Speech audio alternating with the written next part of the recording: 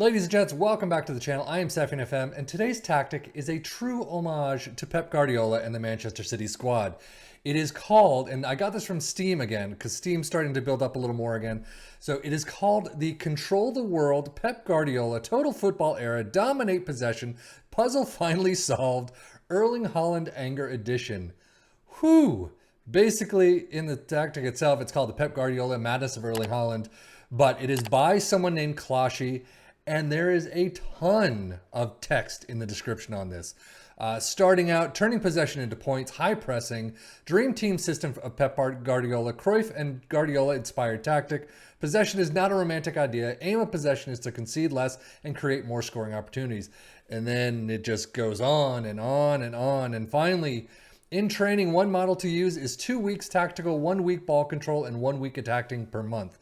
But this comes down to the analysis of your squad, periodic performance analysis of the areas of your team, how they might struggle with, or what they might struggle with. Either it's low goal scoring ratio, poor passing, or lack of team movement and tactical understanding. So there's apparently a group for future tactics that he's got. But there's a ton of information.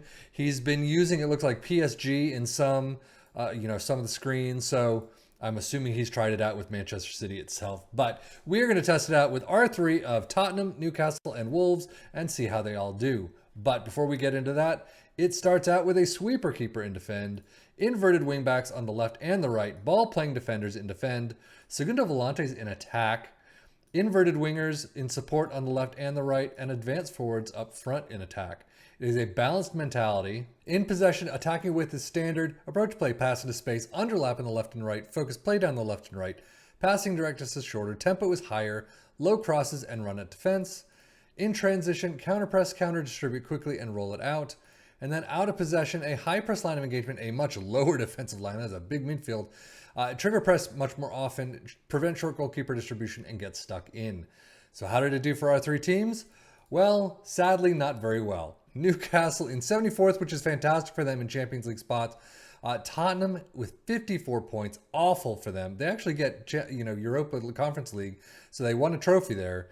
But Wolves, 52 points, not good at all. Chelsea getting Champions League. Wow, they must have won the Europa. But overall, Newcastle doing okay, fairly well out actually, I should say. Tottenham and Wolves, awful. Newcastle sits on top of our three teams, so we start out with their schedule. Overall, the first 2 months, not too bad. I mean, only 3 losses in the first half of the season. Starting out the second, immediately against Tottenham, 1-2 loss in the Carabao Cup 4th round at home.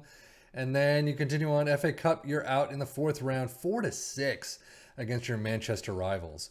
And then you finish off the season. You got some nice wins in there, some nice points, but last 2 months, whoa, that's a doozy. Tottenham starting out a little bit on the worst side. However, they've got a ton more games. So they do have, 5-6 losses in the first half of the season. Second half, you're continuing on in the Cups. Up until the FA Cup 4th round against Leeds, 1-2 loss there away from home. And then they actually win the Carabao Cup final 5-1 over Wolves. So 2 of our teams getting to that final, but hence the Conference League right there. The second half of the season, though, overall, not great. And you do see you lose out to Manchester City 0-2 in the Champions League quarterfinal second leg. They really didn't prioritize the Premier League at all. Wolves starting off the season, okay. I mean, you got plenty more losses there, but you do continue on in the Cups all the way down. We already know that they've gotten a loss against Tottenham, 1-5, in the Carabao Cup final. That just hurts. But FA Cup, you're continuing on until the 5th round, 0-1 against Manchester United. Overall, just not a good season whatsoever. I mean, you do get to a cup final, so I can't say it's awful, but overall, it's not good. Transfer-wise for Newcastle, no one really going out for any real amount of money. Coming in, George Long from Millwall for 130k and Pedro Gonçalves from Sporting for 41 million. Tottenham selling off Davinson Sanchez to Fiorentina for 13.5 and bringing in a ton. Luis Semedo from Benfica, Traore from Wolves, there you go. Rafael Rodriguez from Benfica, Daniel Malen from Borussia Dortmund, and then Eric Garcia from Barcelona on loan as well. Wolves, we already know, 33.5 million for Traore. They did bring in some players though. Macedo from Braga B, Paulinho from Sporting, and Barreiro from Mainz for 14.25. So how do our squads look for our three teams? Nick Pope with 43 appearances, as does Trippier. Botman with Newcastle, 42 appearances. Goal-wise, 29 for Isaac. He's injured. How long is he injured for? 4 to 8 weeks, so not great. 25 goals for Callum Wilson, and Shar with 11. Assist-wise, 19 for Almiron, Jolinton with 14, 12 for Callum Wilson, and then average rating 7.70 for Isaac, average rating 7.43 for Wilson, Almiron with a 7.21, Jolinton with a 7.10, and those are the only 4 players for Newcastle in the greens. I mean, you got a couple in the 6.9s and 6.8s, but still, not a good season overall, even if you come in Champions League spots. For Tottenham, Hugo Lloris with 56 appearances, Son and Kane with 49 plus 4 and 49 plus 1 apiece. Goals-wise, 30 for Kane, Son with 15, 13 for Richarlison. I mean, they've spread it out nicely. You got some 8s and 7, there you go. Assist-wise, nobody. Richarlison with 14, 12 for Son, and Kulusevski with 10. Average rating, again, not many players whatsoever, but again, Tottenham did not do well. Wolves is going to be even worse. Harry Kane only with a 7.27. God, that's awful. I mean, again, for a player who scores loads of goals, 7.27 is definitely on the low side of what I would want to see. 7.08 for Richarlison, and then 7.01 for Donyell Malen, the new incomer. 48 appearances for Wolves, Jose Sa, Nathan Collins with 47, and then 42.5 for Raul Jimenez. Goals-wise, 25 for Jimenez, Cunha with 18, and then 11 for Kalajic.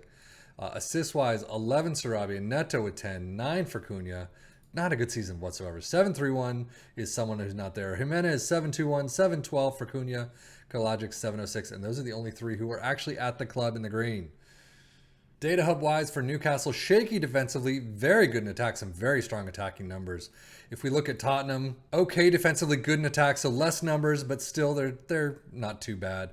And I know that Wolves are pretty much similar. Okay, both defense and attack, just lesser numbers. I mean, Tottenham and Wolves definitely don't deserve to be up there in the very good in attack section, but I mean, they've got some numbers. They're missing a couple here and there, though.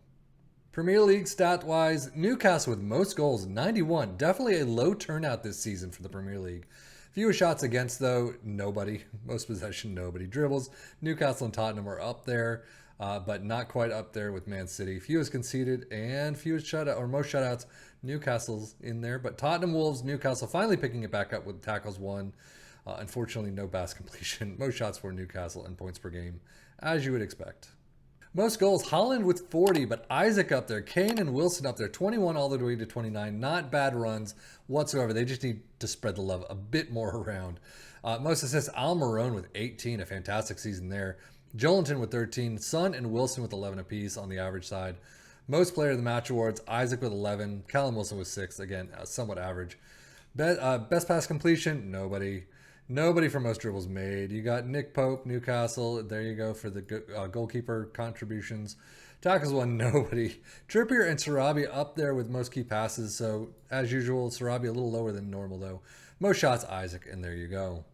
Overall, Newcastle did fairly well. We've seen better tactics, though. All in all, I mean, 77 points for Liverpool, winning the league. Manchester City was 75.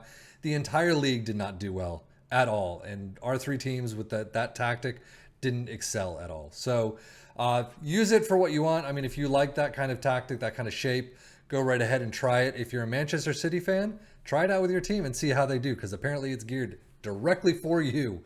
But with our 3 teams, not so much. But that is it for me, FM23 for the Football Manager blog channel, saying thank you as always for watching. Take care and enjoy.